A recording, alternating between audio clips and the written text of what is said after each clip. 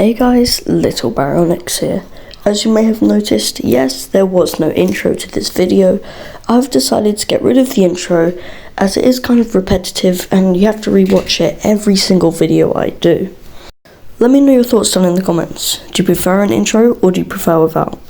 Anyway, in today's video we're going to be talking about the HAMMOND collection once again and some of my concepts that I think could be viable for the HAMMOND collection and we could get to see in the future. So yes, obvious disclaimer, this is a part 2 to my previous HAMMOND collection concepts / my wish list. So if you guys would like to see that first video, link in the description or you can find it on my channel. Now that that's out of the way, let's get into the video. The first concept is a Jurassic World HAMMOND collection Pteranodon from Jurassic Park 3.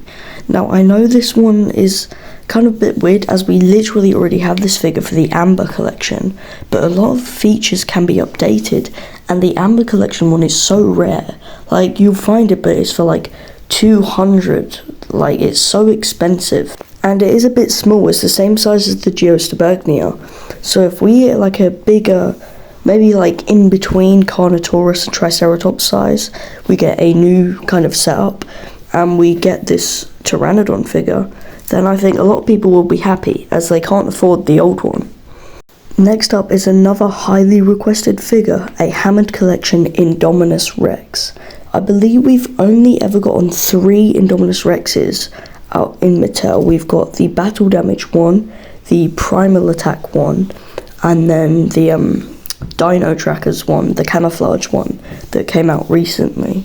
But fans have been wanting a articulated Indominus Rex for so long, and maybe hopefully the Spinosaurus comes first, and then in the next wave we can get Indominus Rex, and maybe a few other hybrids, which is what I'm going to get into a second. So yes, as I mentioned, other hybrids could be in the same wave. I think it's wave 5 that's about to come up, and hopefully in that wave we get Spinosaurus, Allosaurus, and all the other ones in my previous video. And maybe for a next wave, because there's only like one large figure per wave, we had the T-Rex, then the Giga, then hopefully Spino, then in this hybrid-ish wave, we could get Indominus Rex as the like big figure, and Scorpius Rex as another figure. There is like a articulated Scorpius Rex, but it's very rare and it's made by a separate company. So a HAMMOND collection Scorpius Rex would be very, very nice. And I think it would be the first Camp Cretaceous HAMMOND collection figure. Next up is a HAMMOND collection Edmontosaurus, and this may be weird to some people, but as we've got the HAMMOND collection Metricanthosaurus.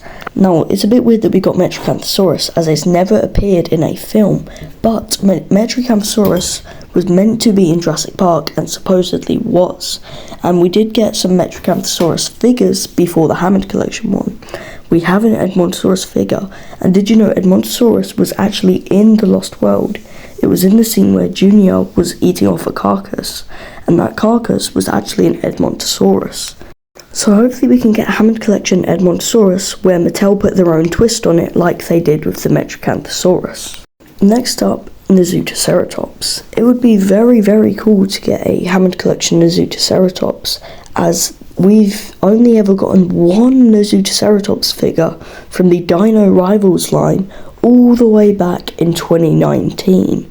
So 5 years later, maybe it will probably be 6 because of next year if they even do it. Nizootoceratops is a highly anticipated figure, and now it's been appearing in Chaos Theory, and I think it was in Dominion, so it's becoming more popular, and maybe if it's in the next Jurassic World movie, it could set up a Nizootoceratops HAMMOND collection figure. Next up, this one is a bit of a stretch, but it is possible. Now, Carcharodontosaurus has never appeared in any movies or anything like that. It was in Jurassic Park Operation Genesis, and it did appear in Jurassic World Evolution as an apex dinosaur. Now maybe if the HAMMOND collection is still going, and Spinosaurus is done, Indominus Rex is done, Giga's done, Rex is done, maybe if they even do a Buck and Doe figures, then they've got no more to go off. They could do Carcharodontosaurus, as it has appeared in Jurassic media, and they have done figures before for creatures that aren't canon. So maybe a Carcharodontosaurus would be fitting if Mattel don't have any more ideas for apexes. Now this one I probably have the most complaints about, a Hammond Collection Apatosaurus. Now Hammond Collection Apatosaurus is definitely a good idea, as we don't have a good Apatosaurus figure. Let me explain. We've only ever gotten one Apatosaurus figure, although it is a canon dinosaur, but we only have one figure of it, and that was the Legacy Collection for some reason. Now if you didn't know, the Legacy Collection is supposed to be dinosaurs from the original trilogy, and Apatosaurus was supposedly in Jurassic Park in the novel, but why is it Legacy Collection if it was in Jurassic World? And this is based off of the Jurassic World design, and it is meant to be based off the Jurassic World design, but it's too big. It's longer than the Brachiosaurus, and we know that Apatosaurus was only slightly larger than Tyrannosaurus Rex. We know this because in Jurassic World, Owen was holding the head of an Apatosaurus. If you do that with this figure, it wouldn't work because the head is the same size as the Owen figure. So for a Hammond Collection Apatosaurus, it would work like the Brachiosaurus, but this figure would need scaling down quite a bit, and would probably it could work as T-Rex size, because you have the head and the body in the box, and then a really long tail at the bottom of the box that you will attach to when you get the figure out, which hopefully makes it a lot longer than it is, but in scale with what it's meant to be. And finally, my last part of my second wish list. I may do a third video if you guys would like to see that. Let me know down in the comments. But my final dinosaur for this, dinosaur, I know it's not a dinosaur, please don't attack me, but a Mosasaurus would be a really good Hammond Collection figure. They could use the same rubber texture they did in the Brachiosaurus neck for the tail, and maybe give us more articulation in the neck, head and body as well. Like they could put the head on a ball joint. I can see it happening.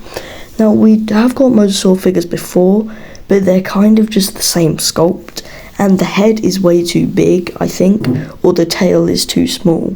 They'd have to work out a way to put it in scale, but kind of shrink it a bit, because the tail needs to be larger and the head needs to be a bit smaller, and then you have a perfect Mosasaurus, plus loads more articulation.